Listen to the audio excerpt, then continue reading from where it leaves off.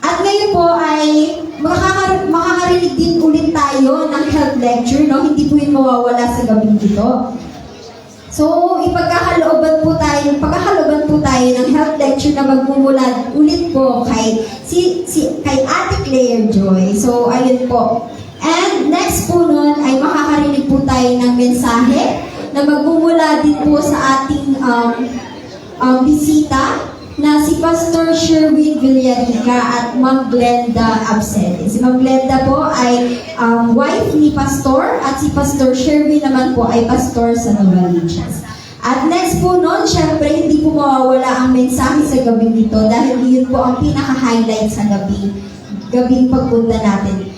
Walang iba si Pastor Jimwell Absede at magkakaroon ulit ng appeal song na ipagkakalog ulit ni Pastor Sherwin Villarica at Ma'am Glenda. So ngayon po, aking ipagkakaloob na ayan. Ngayon po, dahil meron tayong health lecture, bago po natin siya marinig, syempre po, magkakaroon ulit tayo ng question about sa ating health lecture kung tayo po ay nakinig kagabi. So, ang aking tanong po ay, para mapabilis po tayo, ano po ang topic o ang health lecture natin kagabi? Tataas po tayo ng kamay. 1, 2, tungkol saan po? Tungkol saan? 1, wait po, baba po muna. Alam ko sino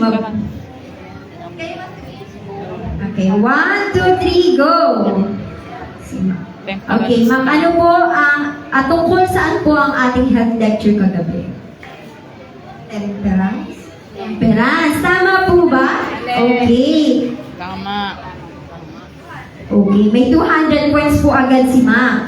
Okay, ngayon po, meron pong binanggit.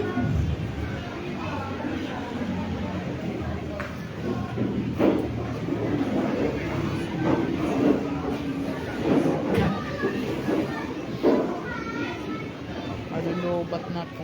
Namin kasi may man. Okay, ngayon po, meron pong binanggit na acronym kagabi ay SAD. Meron po ba? Tama po ba? Okay, naalala niyo po kaya? Ngayon, aking tatanungin for 200 points ulit, no? Ano po yung acronym ng SAD? Alam niyo po ba? May makakasagot kaya? 1, 2, 3, go! SAD. Anong ibig sabihin ng S? Anong ibig sabihin ng A? At anong ibig sabihin ng D? Alam niyo po ito, mga kaibigan. O, si Kuya.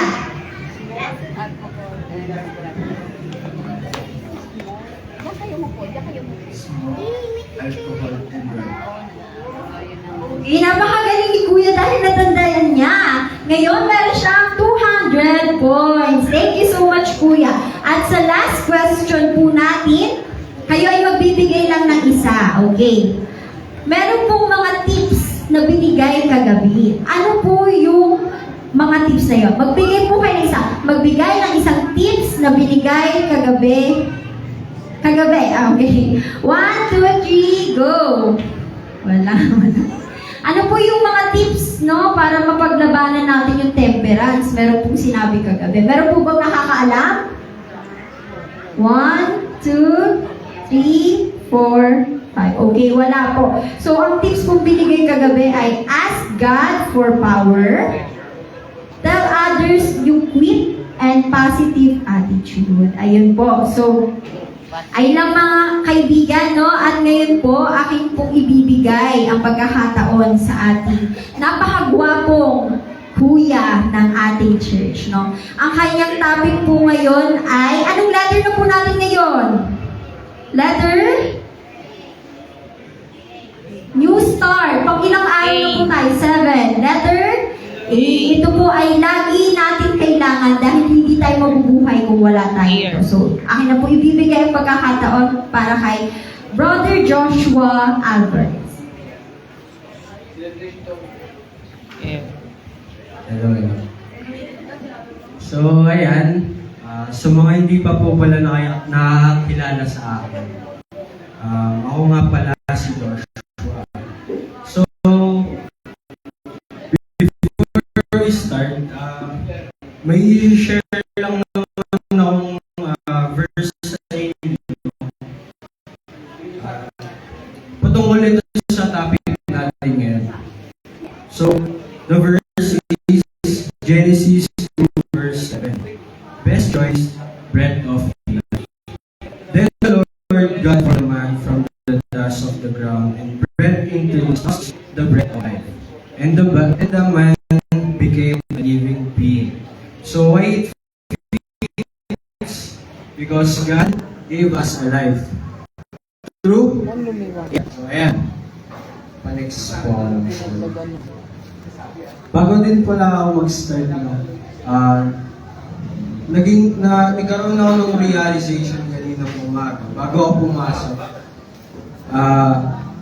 Parang pumasok sa isip ko na yung topic na to kagabi na inaaral ko is parang nagkaroon ako ng grateful sa aking isipan. Naging grateful ako kasi ayun, nakakahinga ako ng maayos, buhay pa ako, at nakakapag-aral pa. So ngayon, gusto kong i-explain sa inyo kung bakit air. So air,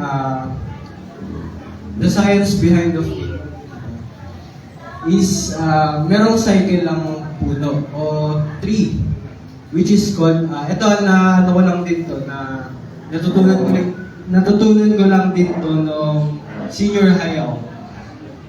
Which is, yung cycle na to ay tinatawag na photosynthesis. So, Kuya Joshua, ano nga ba yung photosynthesis? So, yung photosynthesis po is a process ng halaman, no? Na nakakapag-produce ng oxygen sa ating katawan. So, ayan. Bakit nga ba nagkakaroon ng oxygen? It is because yung mga halaman po is nag-absorb ng sunlight. Sa mga ina-absorb ng sunlight, water, hydrogen, and also carbon dioxide. Ayun yung three components na napaka-importante sa halaman. So, during that process po, may tinatawag na ATP, which is adenosine triphosphate. Ayun yung nakakatulong sa mga halaman para mag-produce ng oxygen. No? So, next po. So, ayan. Wait. So, yun. Yung oxygen na yun is nakakatulong sa ating katawan. Which is, oxygen goes in, oxygen, poor air goes out. So, sige po, next po. So, ayan. Air in your lungs. So, sa pagkakabasa ko sa isang article kagabi, habang tayo natutulog daw po, no?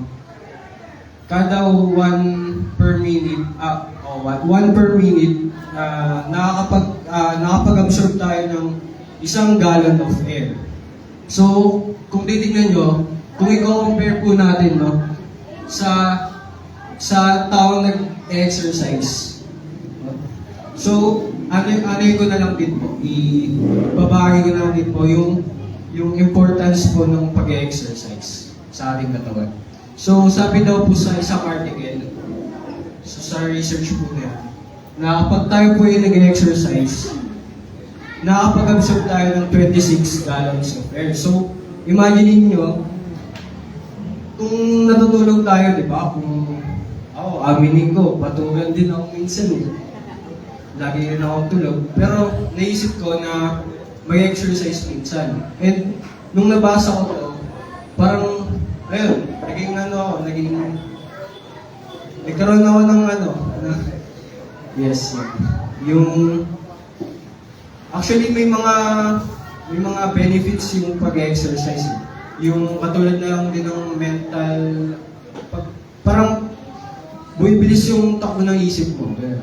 Kumbaga, blood circulation ng katawan mo is napupunta sa lahat ng body mo. So, next slide po. So, ayan. Does our surroundings still have clean air? So, Kuya Joshua, malinis po ba ang ating hangin? So, sige po, next slide po. So, ang epekto ng polluted air to our health, number one is causing smoke from cigarette, tobacco has a more harmful effect to other people compared to the user. So, nababalitaan ko rin, no, na sobrang daming nagkakasakit dahil sa pag-i-smoke. Minsan yan nakikita ko din sa mga sa mga poster ng Marlboro na yung throat nila is parang may butas na. Pati yung yung lungs. Actually, meron din akong pinanood dati sa amin ng teacher ko na nung senior high ako. Isa siyang experiment. Experiment siya na isang malaking tube cylinder tapos may isang butas doon. Nilagyan nila ng isang, parang kinonect nila yung sigarilyo dun sa tube. Tapos nilagyan nila ng cotton. So, after a few hours, ayun, naging kulay itim yung mga cottons. So, next slide po. And number 2, smoke from motor vehicles is a poisonous to our body. So, isa rin yan na nag-cause ng pollution sa ating paligid. So, nabasa ko rin sa article kagabi na number 1 yung chemical na yun is yung carbon monoxide, yun, which is very bad sa ating lungs.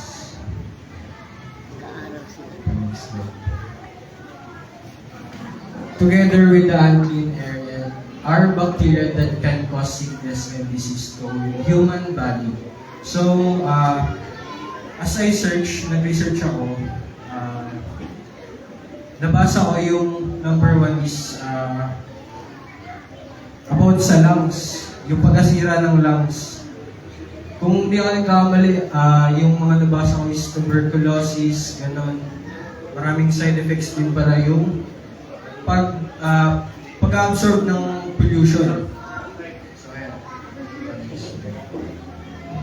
Air pollution. Ayan. Common respiratory problems, which is common colds. So, minsan, di ba, kapag nagkaroon tayo ng sakit like sinad, parang binat, o trangkaso, which is, ito yung pinaka-common signs na na-absorb natin. And nagkaroon tayo ng sakit. And number 2 is asthma attack o paghirap sa paghinga. So, kadalasan yung mga tinatamaan nito yung mga maganda, may mga bata din. So, best advice ko lang is paglalabas kayo ng bahay, mag-face mask. So, number 3, which is tuberculosis. Next one. Signs and symptoms of respiratory disorder or obstruction. Number 1 is increased respiration rate o pagbilis ng pagtibok ng puso. So, kapag ganun, parang, kasi alam ko kapag dati, kinakabahan na ako. Pero pag ng mga, katulad yan, yung mga usok na nalalangap ko. So, number 2 is effort-needing breathing. So, parang pag humihinga tayo, no, parang ang sikip ng dibdib natin. Sobrang hirap sa paghinga. So, number 3, disorientation. Ayan, next step. So, ayan, ito yung mga things na dapat pwede natin iwasan. So, number 1, syempre, unang-una sa lahat, huwag tayong mag-iislo o maningarilyo. Syempre, kung isipin din natin sa sarili natin o sa paligid natin yung mga ganitong senaryo, which is nabalita ako din sa TV na or sa cellphone na may tinatawag na secondary hand smoke ba yun? Ayun. Parang Ayun, passive smoking, tama si Kuya. So, ayun po. Which is more dangerous daw po kapag yung unang nag-i-smoke is much dun sa mga nakakalanghap. No? So, number 2 po. Use the initiative to recycle non-biodegradable materials instead of burning them. So, yung pagsusunod po natin, no? Kailangan isipin natin mag-recycle ng mga bagay.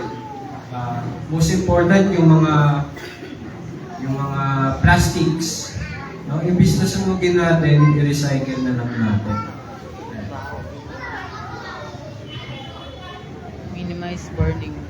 Number 3, minimize burning of plastics and other materials that pollute air.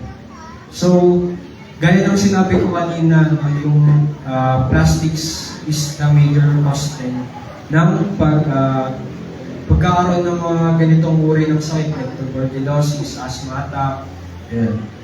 So, number 4. Use the alternative gasoline. And number 5 po. Number 5. Next slide. Ay. Number 5. Last but not the least is to wear face mask. Ayun lang. I have a suggestion din kapag kunwari tayo diba, sa sarili natin, wala tayong time sa pag-exercise. It's best sa akin, gusto kong i-advise sa inyo na maging routine nyo rin po yung pag-exercise or isama natin sa daily routine natin. Kahit even a simple walk or simple jog lang po is very malaking tulong na po sa katawan po natin. So, I hope na may natutunan po kayo sa gabi pong ito, and happy Sabbath, and yun lang. Ayan, maraming salamat Kuya Joshua. Napaka-pogi ng ating nagbigay ng health lecture. At ang kanyang topic ay about air. So ayun po, napakabuti dahil meron tayong air na lalanghap every night and every day. Ayan po. Sige nga po, magkaroon tayo ng konting ayan.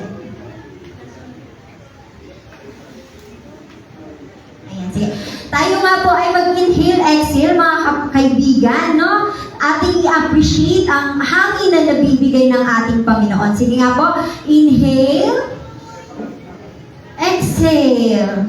Sama po, inhale, exhale. Ayan, napakaganda at napakabuti ng ating Panginoon dahil merong mga halaman na nagiging dahilan upang tayo ay makahinga. At isipin po natin, no, kahit natutulog tayo, meron din pala tayong 1 gallon of air na nakukuha. Ayun, meron tayong 1 gallon of air sa ating katawan. So, ayun po. Ngayon po ay aking ibibigay na ang pagkakataon sa ating awitin na ipagkakaloob po ng ating bisita at ni Ma'am. So, akin na po tinatawagan si Pastor Sherwin Villarica at si Ma'am Glenda Absen.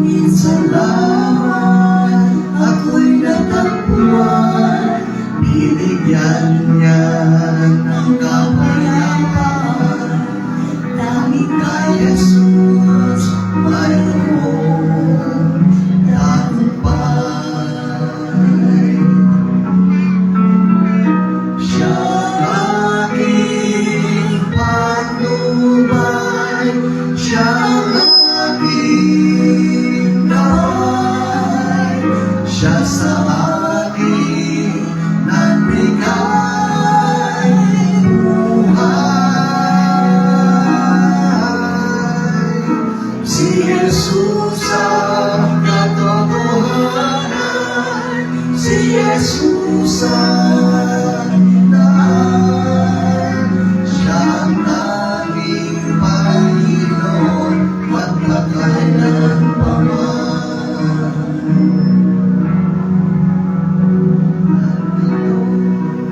Sa aking buhay, sa tuwina, siya'y nagbabantay, ang pag-ibig niya'y tunay na walang kabantay.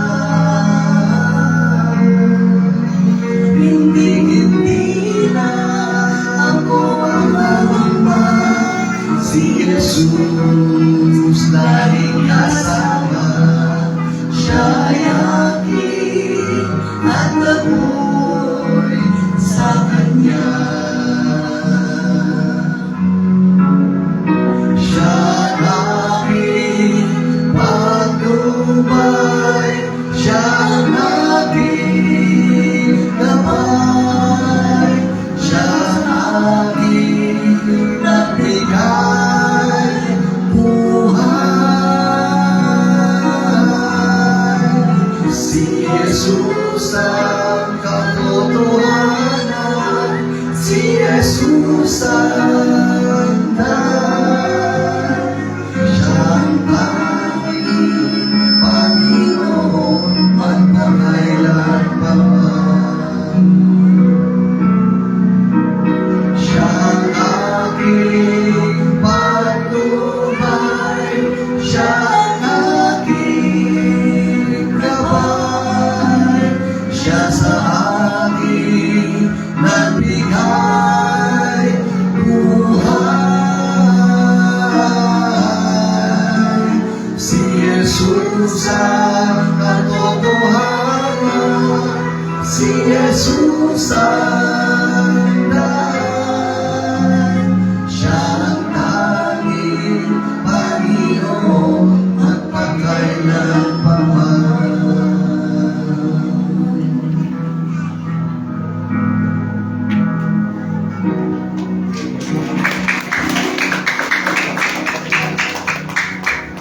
Amen, amen. Sino po sa inyo nasisiyahan dahil nataloy kayo ng awit? Taas ang kamay. Anong sabi ng awit? Siya ang Siya, si Jesus ang daan. Siya ang katotohanan, siya ang buhay, siya ang ating Panginoon magpakailanman. Amen? Sino po sa inyo natutuwa naman na kayo ay buhay pa ngayon? Taas po ang kamay. Ayun, amen. Ibig sabihin, dahil po sa hininga, hindi lamang po basta hangin, kundi yung hininga, which is the breath of life that comes from God. Siya po ang nagmamayari. Sa oras po natanggalin yung hininga na yan, ano mangyayari? Nakakita na ba kayo na naghihingalo? Ha? Sino yung hirap na hirap? Ako po'y nakakita na ng naghihingalo, yung malapit na mamatay. Hindi niya po magawa na makahinga ng ayos kasi mawala na ang hininga sa kanya. Sino po gusto rito maghingalo? Taas ang kamay. Wala naman. Pastor, ano ba naman yan? Bakit naman ako tinatanong? Ako, hindi natin alam ang buhay. Tama? Tama. Sino bang may-ari ng buhay? Ay, ang Diyos ang may-ari. Wala tayong kinalaman doon. Pag sinabi ng Diyos na babawiin ang iyong hininga ng buhay, may magagawa ka. Oo, mamaya gabi matulog kayo, ha? Manalangin muna kayo, Lord. Dalangin ko, bigyan ako ng magandang kapahingahan bukas, tuloy pa yung paghinga ko. Gusto niyo bang ituloy yung paghinga? Na polluted yung hinihinga niyo? Sino po yung inis na kapag ka merong usok ng sasakyan? Ha? Alam niyo pag may usok, binibigilan ko po, lalo pag ako'y nakamotor, Brother Norman, Brother LD, tapos nakaangat yung aking helmet. Ako, binibigilan ko. Kasi yung usok talaga, nakabuga, nakaharap sa iyo yung tambutso. O, sino bang matutuwa na, ay, sarap. Ha? Meron bang matutuwa sa inyo yung tambutso, yung usok ay lumalabas ay langhap na langhap nyo? Wala. Mga minamahal mga kapatid, ang tanong sa atin, paano ba tayo makakaiwas dito? Okay ba yung hinihinga natin ngayon? Sino po sa inyo may punong kahoy sa inyong bahay, sa malapit sa inyo? Aswerte kayo. Kasi pag may punong kahoy, yung relasyon ng carbon, ano yun? Carbon? Halaman. Kailangan may halaman ka sa bintana. Ano yun? Anong ibig sabihin nun? Pagka yung may puno, ina-absorb yung usok, yung pangit na usok. Pagkatapos, ilalabas din yan, yun yung cycle. Kapag kayo nakarap sa puno, hihinga ka. Sino sa inyo, pagka nagising, hindi mo na nagtatrabaho? Ha? Humulat muna yung mata, exercise. Okay? Yung tinuro ko sa inyo. 8-8, up and down, left and right. No? Pagkatapos, ilalabas yung dila, hihinga. Inhale, exhale. Sabi nyo kanina, hinga. Sige, subukan nyo. Hinga. Wala ba? Buga. Yun. Dapat marunong pala kayo nun. Hinga. Buga. Sana buga. Pungang. Ha? Oo, hinga sa ilong. Hinga. Buga. Oh, yun. Okay, tuwing umaga, pagkagising nyo, gawin nyo yan, ha? Kaya lamang po, pagka gagawin nyo, anong sabi ko? Huwag po kayong maharap sa kapitbahay nyo. May facial expression. Baka kayo mapagkamalang hindi pa ganon. Ganyan. Okay. Mga minamahal mga kapatid, alam nyo, talagang sadyang yung water, yung sa water, yung tips natin. Kung sa ngayon ay nakakadiscover ang mga tao, mahal po ang hangin. Mahal ang tubig. Ang tubig, ang gusto natin yung may alkaline. Tama? May alkaline. Para iba po, pag umiinom kayo, sabi nung iba, yun daw po, pag inunom mo, ay, sarap ng pakiramdam. Pero alam niyo, kung uminom ng Coke, ano ibig sabihin? Puro sugar, carbonated. Parang yung kumukulo-kulo, di ba? Pagka binuksan, kumukulo-kulo. Ibig sabihin lang nun, yun po ay, pag uminom kayo, kala ninyo, nabusog kayo. Sabi niya, busog, feeling, busog. Pero totoo, carbonated. Yung mga kumukulo-kulo na yan. Ang hindi nyo alam, pwede palang, kung kayo hindi kumain, uminom kayo ng mga soft drinks, gaya ng mga Coke, anong nangyari, o anumang mga bagay na pangpaligaya, yung pang-energize, anong nangyayari? Pag feeling ninyo kayo busog, yun pala kinakain na ng large intestine, yung malaking bituka, ay kinakain na yung maliit na bituka. Doon po yung mga nagkakaroon ng colon cancer. Marami na akong mga nakilala na sila ay nagkaroon ng cancer, colon. Pinutol ang bituka. Pag umiikli ang bituka, ano nangyari? Umiikli rin ang buhay. Sadyang ang tao po ay mas mahaba ang bituka kaysa katulad ng hayop na baboy. Bakit? Yung baboy hindi gumumuya. Diretso lang po yan. Kaya pagka dumiretso, mas mabilis din. Diretso rin yan.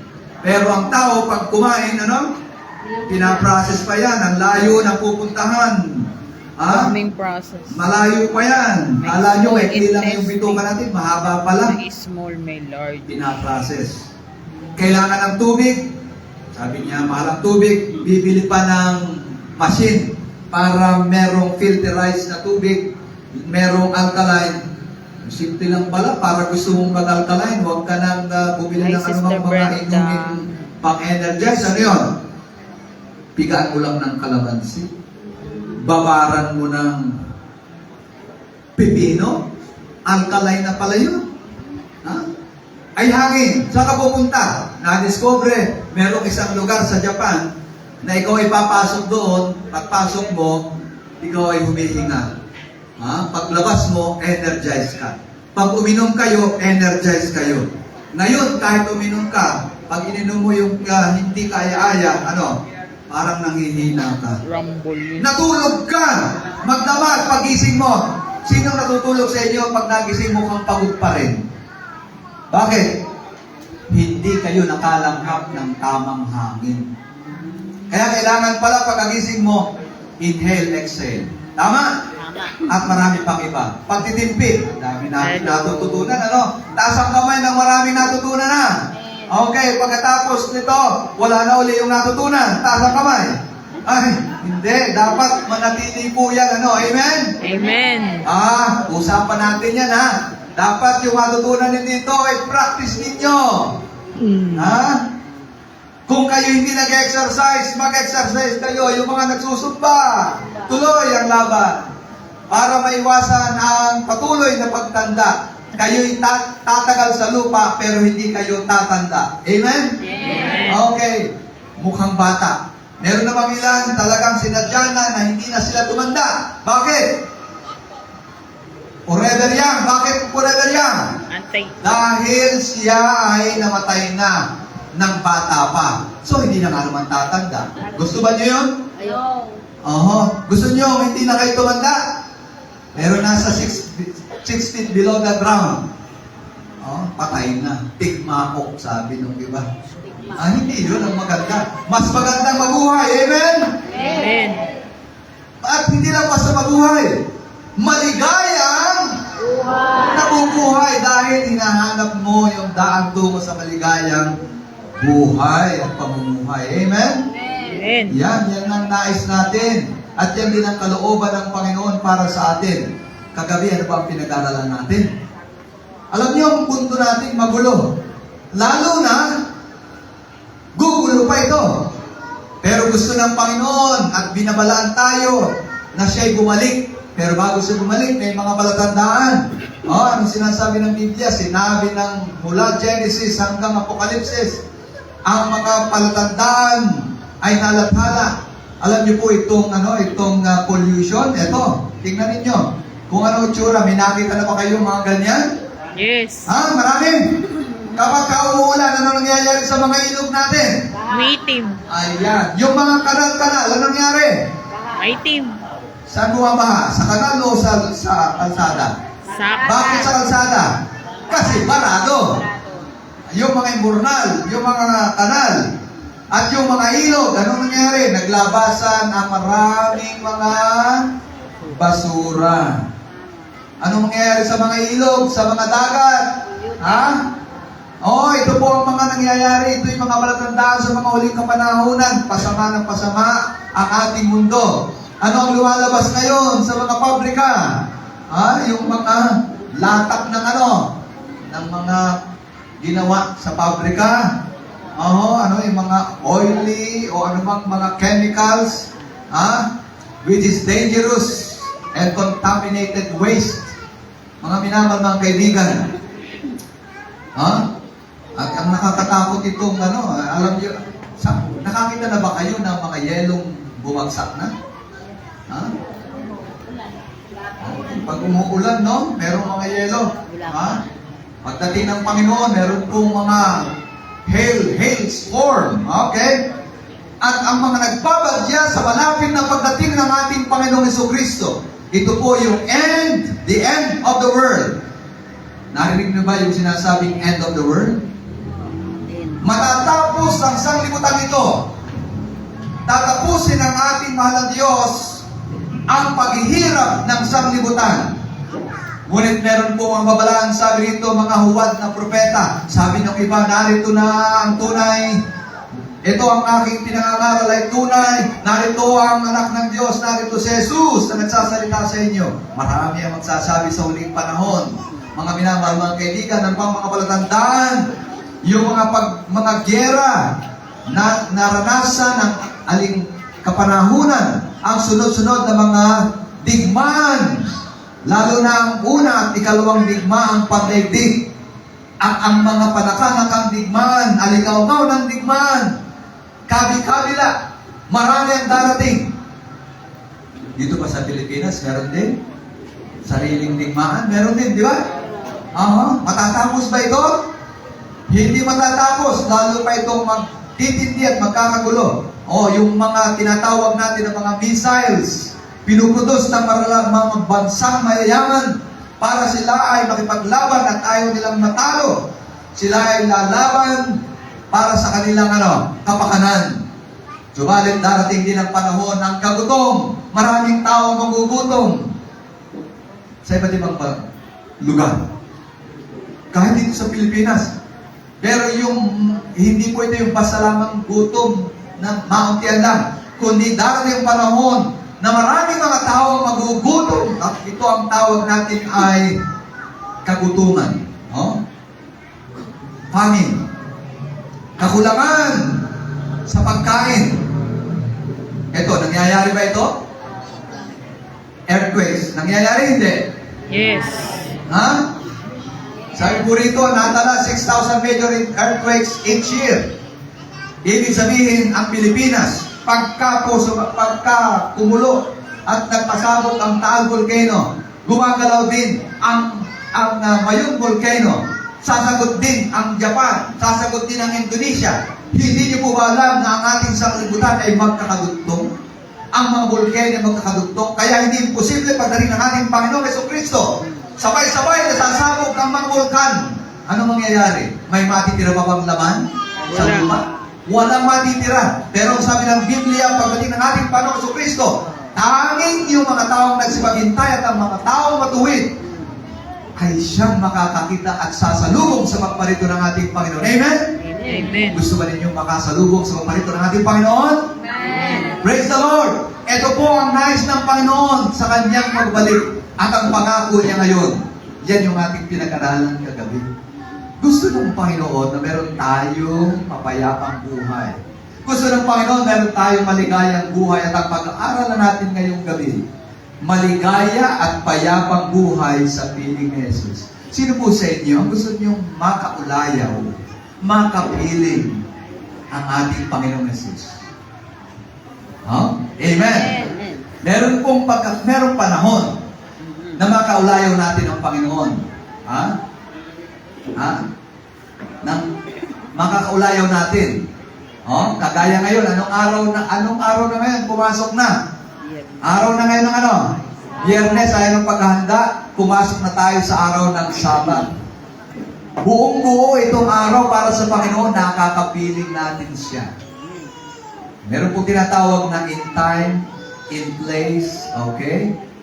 Ngayon, hindi natin nakikita ang Panginoon. Pero tayo po ay nakipagtagpo sa Kanya kahit hindi natin nakikita dahil meron siyang talagang araw para maging payapa ang buhay natin sa piling niya. Pero naghihintay tayo pagdating ng araw, ililipat tayo doon sa langit na bayan. In space, we will meet Him and worship Him and praise Him and we will be with Him forever. Amen? Amen. Aba, napakaganda pala ng panukala ng Panginoon. Oh, ang tanong, sino ang magiging Diyos at Panginoon ng buhay mo para makaranas ka ng maligaya, payapang buhay? Sino kaya? Ha? Ano kaya ang kanyang mga palatandaan? Ano ba ang sinabi ng Panginoon? Meron ba tayong nakalimutan? Ano kaya yung nakalimutan natin? Ang araw na nakalimutan o kinalimutan ng mundo. Meron ba? Meron bang araw na kinalimutan natin? Kung hindi kayo dumalo dito, alam niyo ba na may nakalimutan kayong araw? Alamin natin kung ano yun. No? Noong mga nakaraan, pinag-aralan natin, binilang pa nga natin. Ano yung unang araw ng isang linggo? Linggo. Okay. Bumilang ba tayo? Marunong pa ba kayo magbilang? Unang araw. Linggo, Lunes, Miyerkules, Huwebes, Biyernes, Sabado, Linggo. Tama, mali? Mali. Bakit? Walang Merkules. Ulitin natin. Anong unang araw? Linggo. Okay, Linggo, Lunes, Martes, Huwebes, Biyernes, Sabado, Linggo pa rin. Tama, mali? Mali. Bakit mali? Kulang. Walang pwede. O, kayo nga magbilang. Sige, para hindi yata ako marunong magbilang. Okay. Bilang. Ano yung unang araw? Linggo. Okay. Linggo. Lunes. Martes. Miyerkules. Huwebes. Biyernes. Sabado. Okay. Ba't parang tama yung sa inyo? Bakit mali yung sa akin? May nalaktawan ako. Kasi gusto ng iba talaga, katamain ng linggo, yung ikapitong araw. Na yun lang nakalimutan ng maraming mga tao sa buong mundo. Bakit kaya mahalaga ito? Ano bang sabi ng Panginoon? Nang pasimula ay nilikha ng Diyos ang langit at ang lupa. Sinong lumikha? Sino pong lumikha? Diyos. Ang Diyos, hindi tao. Ibig sabihin, wala tayong karapatan na baguhin ang sanglibutan. Baguhin ang mga nakalagay sa sanglibutan, sa mga kalawakan, ang mga stars, ang mga buwan, ang mga ibang planeta, ang mga galaxy. Wala tayong karapatan na baguhin ito. Sapagkat sino ang lumikha? Ang Diyos. Wala ang tao ang pwedeng bumago ng tao. Pero ngayon, binabago ang tao.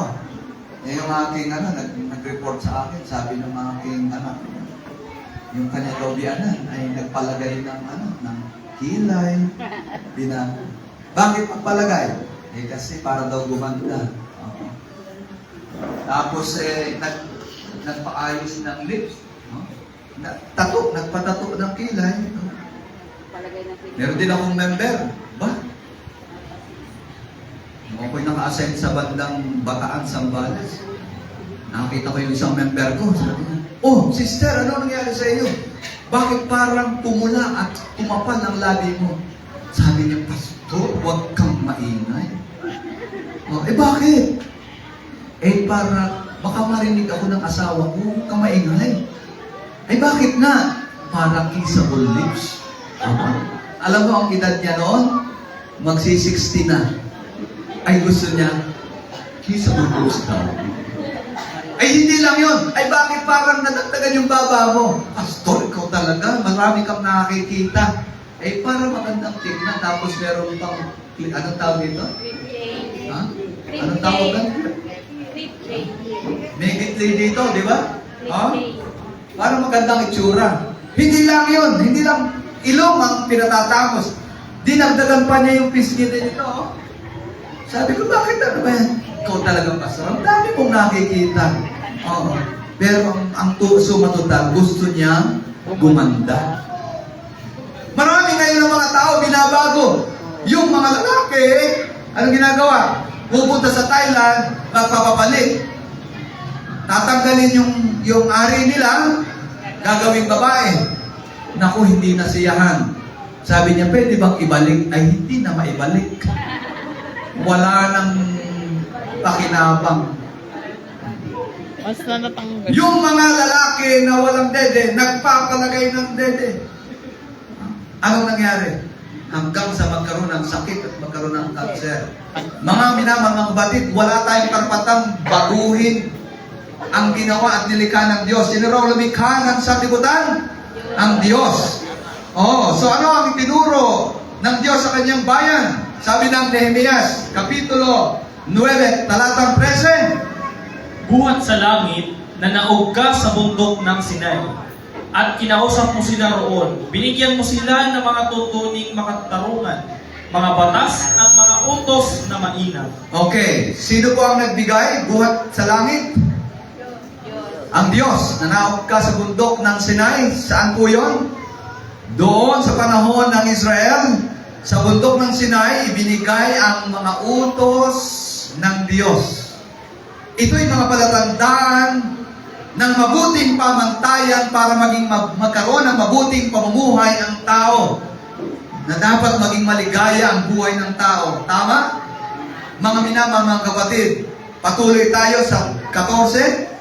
Tinuruan mo silang mangilin sa araw ng pamamahinga. Mangilin sa araw ng ano po? Pamamahinga. At ibinigay mo sa kanila ang iyong kautusan sa pamamagitan ni Moises. Binigay ang kautusan sa pangitan nino? Ni Moises. Ibig sabihin, ito po ay napakahalaga. At ang totoo nito, hindi si Moises ang may akda ng kautusan. Sino may akda? Diyos. Ang Diyos. At ito po'y sinulat sa 2 tapyas na bato. Sinong sumulat? Sinong sumulat? Ang Diyos ang sumulat ng kanya mismong daliri ang sinulat. Kaya yun pong kautusan ay mahalaga dahil ito ay sinulat at siyang may akda. Ang Diyos ang may akda. Ayon sa ika-4 na utos. Ano tayo? Pinag-aralan natin yung pamantayan. Di ba? Nakaraan, ilan po ang utos ng Diyos? Ilan? 10. Ano po yung 10 na yun? Nahati sa ilan? Sa 2. Ano po yung 2 na yun? Ang pautos ng Diyos ay naglalarawan ng kanyang karakter at ito'y pag-ibig ng Diyos. Ang Diyos ay mabuti, banal, sakdal, matuwid.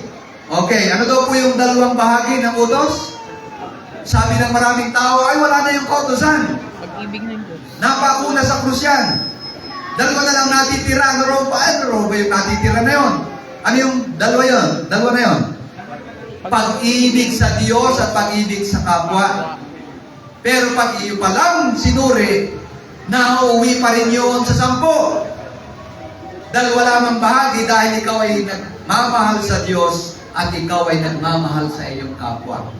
Ano yung 4? Huwag kang magkakaroon ng ibang Diyos. Huwag kang gagawa ng larawan. Huwag mo silang yuyukuran o sasambahin man. Huwag mong babanggitin ang kanyang pangalan sa walang kabuluhan. Ingatan mo. Ang sabi ron, yung 4, ingatan mo ang 7 araw na Sabat. Sabi ron? Ano sabi ron? Italaga ninyo. Sabi, basa dyan? Italaga ninyo sa akin ang araw ng pamamahinga. 6 na araw kayong gagawa ng inyong gawain. Ang 7 araw ay araw ng pamamahinga. Araw ng pamahinga? At itatalaga ninyo sa akin. Itatalaga nyo sa akin. Ano po ang ibig sabihin? Yun palang 7 araw ay Sabat ng Panginoon. Ang Sabat ay araw ng pamamahinga. Araw ng kapahingahan. Kailangan may talaga sa Panginoon. Ano ang mensahe ng Panginoon? Exodo 28? Alalahanin mo ang araw ng Sabat. Alalahanin mo ang araw ng Sabat. Bakit? Bakit alalahanin? Upang ipangilin ang araw ng Sabat. Nagbilang na tayo kanina. Ano yung 7 araw? May linggo pa rin, no? Sabado. Sa wikang Espanyol, Sabado. Sa Ingles, Sabat. Ang ibig sabihin, rest. Sa dictionary, rest. Encyclopedia. The 7th day of the week means rest of the Lord God. Ibig sabihin, ito'y tinalaga ng Panginoon para magpapahinga. Yun po yung pag-ibig natin sa Kanya. At ito yung nakalimutan natin na araw at nakalimutan ng buong mundo. At hindi lang nakalimutan, sadyang kinalimutan. At hindi lang sadyang kinalimutan, sadyang pinalitan. Sa ibang mga araw, pwede nating pag-aralan yon. Bakit kaya sinabi ni Pastor na pinalitan? Sabi ng hula, yung hayop sa Biblia, ay tinangkan niyang palitan, ang panahon at mga panahon. Ibig sabihin, times and times. Ibig sabihin ito, sa mga nagdaang mga siglo, ay merong pagkakataon na pinalitan ang araw. Na yung mahalaga sa Panginoon ay tinalagan niya. Binasbasan niya, pinagpala at pinagpahinga, ay inilipat sa ibang araw. Maring pag-aralan natin yan sa mga susunod. Pero ang mahalaga rito ay nakita natin na yun palang nakalimutan ng mundo ay pinapaunawa ngayon sa atin. So ano po yung dalawang bahagi ng kautusan? Pag-ibig sa Diyos at pag-ibig sa kapwa. Okay. Napag-aralan na natin yun, igalang mo iyong mga magulang. Huwag kang papatay, huwag kang mangalunya, huwag kang magbibintang, huwag kang, sasaksi sa hindi katotohanan, huwag kang mag-iimpot. Yun ang pag-ibig sa tao. Pero, ang pag-ibig sa Diyos, lalo na yung pinakamahalaga na ipinagbili ng Diyos. Sino po sa inyo ang nagbe-birthday dito? Taas ang kamay. Sino yung dumadating kayo sa punto na meron kayong pinagdiriwang at yun yung inyong karawan? Taas ang kamay, taas! Ayun. Sino po yung walang kaarawan? Hindi pinanganak, hindi nilalang po, pinanganak sila o ano? Meron? Wala. Lahat tayo. Meron tayong araw ng kapanganakan. Alam niyo po ba? ang Diyos ay meron ding itinalagang araw para ipagdiwang natin. Oh? Bakit itinalaga ang iyong 7 araw? Ha? Bakit? Mga minamahal mga kapatid. Oh? 6 na araw na ginawa ko ang langit at ang lupa, ang mga dagat at ang lahat ng nasa mga ito. Namahinga ako sa 7 araw. Itinangi ko ito at itinalaga para sa akin. Okay. Ano ang sabi ng Biblia? Ilang araw na ginawa niya ang langit at lupa? 6 na araw. Ay, yung 7, anong ginawa niya? May ginawa bang Diyos? Pahinga. Nagpahinga. Bakit? Napagod ba ang Diyos? Hindi. Napapagod ba ang Diyos? Hindi. Hindi siya napagod. Bakit kaya siya nagpahinga? Upang ipangigil. Para maging halimbawa ng kanyang mga nilikha, mga nilalang katulad nating mga tao. So para kanino yung araw ng Sabat? Sa tao. Para sa tao. Ito'y kanyang itinanging araw at itinalaga. So ano po yung 3 na yon? Ipinagpahinga. Ano pa? Itinangi at itinalaga. Sa ibang translation, ipinagpahinga, pinagpala, at binasbasan. Naunawaan po ba natin? Oh? Sa unang araw po ba, nung sinabi ng Diyos, magkaroon ng liwanag? May sinabi ba ang Diyos na pinagpahinga, pinagpala, at binasbasan? Wala. Nagkaroon lang, sabi lang ng Panginoon, at nagkaroon ng gabi at ng umaga sa unang araw. Wala siyang sinabing pinagpahinga, binasbasan, at pinagpala. No? Pero ang Sabat, kakaiba. Nang 7 araw ng Sabat, ipinagpahinga niya, itinangi niya, ibinukod niya, ibig sabihin ng tinangi, talagang nakabukod siya, at ito'y kanyang itinalaga o binasbasan. Anong sabi ng Genesis 2:1-3? Anong sabi? Genesis 2:1-3? Sa loob ng 6 na araw, tinapos niyang likhain ang lahat ng ito, at siya'y namahinga sa 7 Namahinga, kailan? 7 araw. Pinagpala niya ang 7 araw Pinagpala ang ano? 7 araw. at itinangi, sapagkat sa araw na ito, siya nagpahinga matapos likhain ang lahat. Okay. So maliwanag ang sabi rito, nagpahinga, pinagpala, at itinangi. Nag-rest, he blessed, he rested, talagang itinalaga ng Panginoon. Amen? So ito po ay ito ang kalagahan kung bakit po kailangan alalahanin yung nakalimutan ng sanglibutan. So ano raw po yung 3 na yun? Ano yung 3? Na mahalaga sa araw ng Sabat? Nagpahinga, pinagpala, at pinaka-banal. Sulat kayo, baka ma-quiz yan. Ha? Sayang naman yung points. Sulatin mo yun. So pagka kayo may birthday, sino nagdidiwang ng birthday? Ano ang pinakamalaga pag may birthday kayo? Handa. Ha? May juice, may cake, may spaghetti, may pansit, ano pa? Bisita. Bakit kayo naghahanda? Bakit?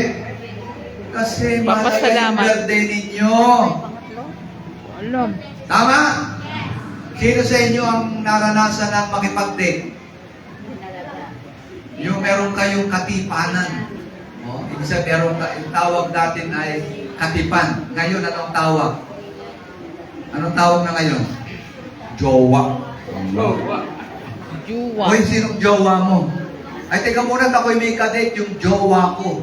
Parang isagwang pakinggan, no? Ano ba yung jowa? Ano pa? May iba bang tawag? Ha? Ano pa? Shota, no? Ay, ako may shota.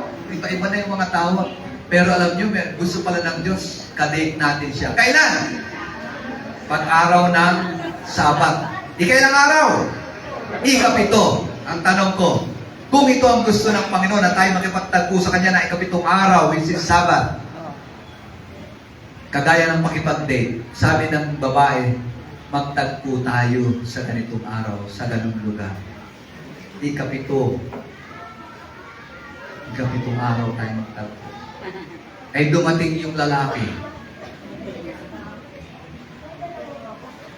Hindi Sabado, Linggo siya. Palagay niyo makakatagpo niya yung nakipagtipang sa kanya? Hindi. Ano ang tipanan nila? Ikapitong araw. Ganon din ang Panginoon. Hindi naman ibig sabihin na hindi siya nakipagtipang sa atin sa unang araw, ikalawang araw, ikatlong araw, ikaapat, ikalima, ikaanim. Nakikipagtipan siya sa atin. Pero ordinary days lang yun. Araw-araw nakipag-usap tayo. Pero sabi ng Panginoon, sa ikapitong araw, ito'y nagtatangi. Bukod tangi. Itinalaga, pinagpala, binasbasan. Dito ko kayo pupuspusin ng lahat ng pagpapala na nais niyang ipagkaloob sa atin. Amen? Amen. Ay kung tayo pupunta sa ibang araw, ano kaya ang ating matatanggap? Wala. O anong sabi ng Biblia? Ha? Bakit itinakda ng Diyos ang araw ng pamamahinga? Bakit kaya? Bakit? Ha? Naisip ba natin? Anong sabi ng Marcos? Kapitulo 2, 27.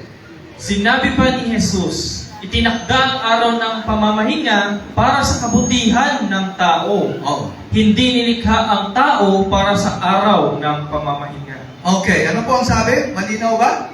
Sinabi ni Jesus, itinakda ang araw ng pamamahinga para kanino? Ha? Para sa kabutihan ng tao. Hindi para sa kasamaan, para sa kapahamakan. Para saan? Sa kabutihan ng tao. Hindi nilikha ang tao para sa araw ng pamamahinga. Ano ibig sabihin nito? Ibig sabihin, ang Diyos ang may akda ng Sabat. Hindi ang tao ang may karapatan na lumikha ng sarili niyang Sabat. Sabi nung iba, teka, pwede naman sa ibang araw. Ako'y may kipagtagpo sa Diyos sa Miyerkules na lang, sa Webes, o kaya ako'y kay Muslim, Biyernes. Ano ang sabi ng Diyos? Anong araw? Ikapitong araw. Ano yung araw na yon? Sabado. Sabat. Araw ng kapahingahan. Dahil yun ang itinakdang araw ng pamamahinga ayon sa gusto ng Panginoon. Amen? So, ang Sabat ng Diyos, o ang Sabat ay handog ng pag-ibig ng Diyos sa buong sangkatauhan. Nilikha ang Sabat hindi para saan? Nilikha ng Diyos ang Sabat para sa atin dahil sa kabutihan ng Panginoon sa atin. Hindi ang tao ang gagawa ng sarili niyang Sabat o ng kapahingahan. Ano ba ang bumubuo ng Sabat na ito? O tingnan mo yung itong larawan na ito ng unang paglikha ng Diyos. Actually, itinuro kay Adan at Eva. Tanong po sa inyo, kailan nga uli nilikha ang tao? Anong araw? 6 na araw. Ika-6 na araw. Bakit hindi nilikha ng unang araw? Bakit kaya? Bakit kaya inilagay sa ika-6 na araw? Hindi ba kayo natutuwa?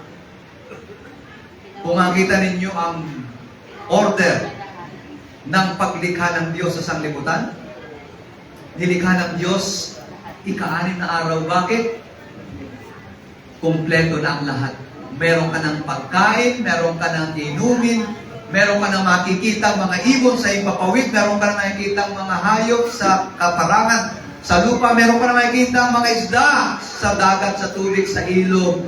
Amen? Meron ng mga tumutubo, mga herbs, meron ka ng makakain, kumpleto na. Maganda na ang simoy ng hangin at hiningay. Maganda. Ibig sabihin, kinumpleto ng Diyos bago palikhain ang tao. Para ano po? Para hindi magmalaki ang tao. Dahil ang Diyos ang manlalalo. Ano pa ang sabi ng Biblia? Paano nung Sabado? Anong nangyari? Wala bang ginawa ang Diyos? Wala na po siyang nilikhang ano paman. Wala na siyang dinagdag. Ano po ang sinabi ng Diyos? siya'y nagpahinga. Kanyang pinagpala at kanyang pinasbasan ng 7 araw, which is Sabat. Anong ginawa ng tao?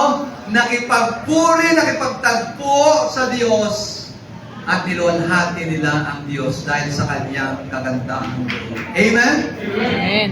So mga minamahal, mga kaibigan, pag tayo po ay nakisama rin, nakapiling natin ang ating Panginoon, naniniwala ako na tayo ay magkakaroon ng tamang kapahingahan. Madadagdagan ang ating buhay, lalawak ang ating pag-iisip at pag-unawa at ang mga pagpapasya dahil tayo pinagpala at tayo binabasbasan ng Diyos tuwing tayo ay naigili ng 7 araw na ito ay Sabat ng Panginoon. Ano po ba ito? Paano natin masusukat ang 7 araw which is Sabat? Sabi ng Levitico, Kapitulo 23, talatang 3. Ano po ang sabi? 6 na araw kayong magtatrabaho, ngunit mamamahinga sa 7 araw. Iyon ay araw ng banal na pagtitipon. Huwag magtatrabaho ang sinuman sa inyo, saan man kayo naroroon. Iyo'y araw ng pamamahinga para kay Yahweh. So, paano pala natin may spend ang Sabat? Paano raw? Anong gagawin? Ang sinabi ng Diyos, 6 na araw, tapos na. Sa 7 araw, magdiriwang lang tayo. Sasamba tayo. Banal na pagtitipon. Holy Convocation. Anong gagawin? Huwag magtatrabaho. Yung mga araw-araw na ginagawa natin ay hindi natin gagawin sa 7 araw. Yun pala ang nakalimutan ng mundo ng maraming mga tao. Ang sino man sa inyo, saan man kayo naroon, iyo'y araw na ano raw po? Pamamahinga para kay Yahweh, para sa ating mahal na Diyos. So anong ginagawa ni Jesus kapag araw ng pamamahinga? Si Jesus ba nangilindi ng 7 araw? Sabat? Anong sabi ng mga kasulatan? Lucas 4:16. Ano po ang sabi ng tala? Umuwi si Jesus sa Nazaret na kanyang inakihan, gaya ng kanyang kinagawian. Kinagawian. Pumasok siya sa sinagoga ng araw ng pamamahinga. Bakit? Tumindig siya upang bumasa. Anong ginagawa ni Kristo pag araw ng Sabat? Pumupunta rin sa sinagoga. Nagbabasa ng Biblia. Nagtuturo. Meron ding fellowship na kagaya nito. Amen? Amen. So, ibig sabihin pala nito, maging si Jesus sa isang halimbawa sa pag-iingat ng banal na araw ng Sabat. At ano ang ginagawa ng mga alagad kapag araw ng pamahinga? Tanungin natin yung mga alagad, ano ang ginagawa nila? Sa araw ng paghahanda at magsisimula na ang araw ng pamamahinga. Okay, pagdating po, Linggo, Lunes, Martes, Miyerkules, Huwebes, Biyernes. Ano ang Biyernes? Preparation Day. Araw ng pamamahinga. Paghahanda. Biyernes. Dahil papasok na sila sa araw ng pamamahinga, which is Sabat. Tuloy. Sumunod kay Jose ang mga babaeng sumama kay Jesus mula sa Galilea at nakita nila ang pinaglibingan pati ang pagkakalagay doon ng bangkay ni Jesus. Pagkatapos, umuwi sila at naghanda ng mga pabango at mira. Nang dumating ang araw ng pamamahinga, nagpahinga sila ayon sa itinakda ng kautusan.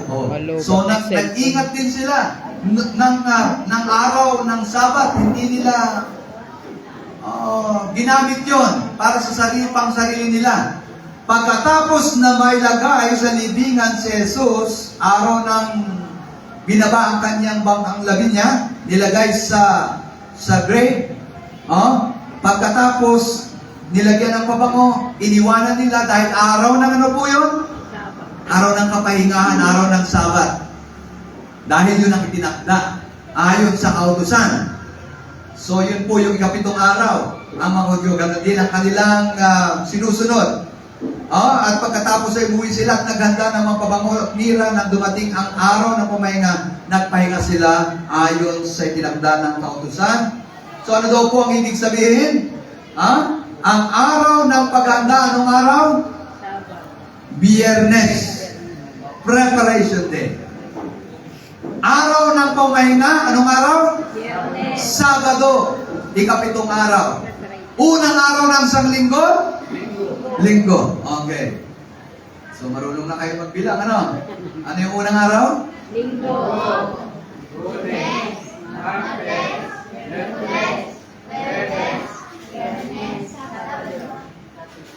Tama, mali? Tama. Pagbalik ninyo, assignment, buksan niyo yung dictionary ninyo, ha? Hanapin niyo yung ibig sabihin ng Sabat. Punta kayo sa encyclopedia, Google. hanapin ninyo. I-Google. Sinong nagbabasa ng pasyon? Pagmahal na araw. Si ate. Kunin niyo yung libro na pasyon. Punta ka doon sa section bago mamatay si Kristo.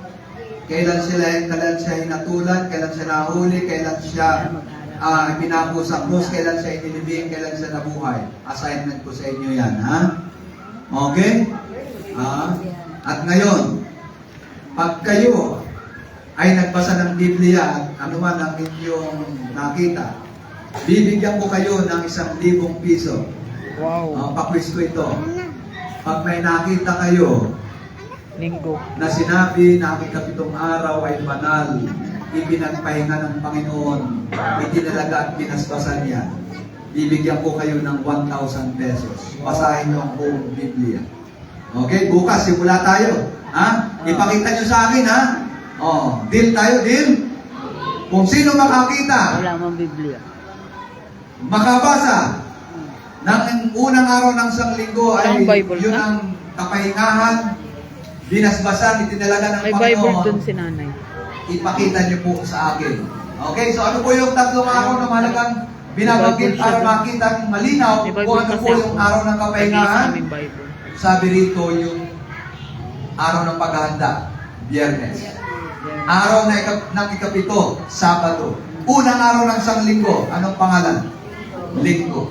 Okay. Pagkakit kong diniscuss dito kung ano yung mga pangalan ay mga maaaring madagdagan tayo ng oras.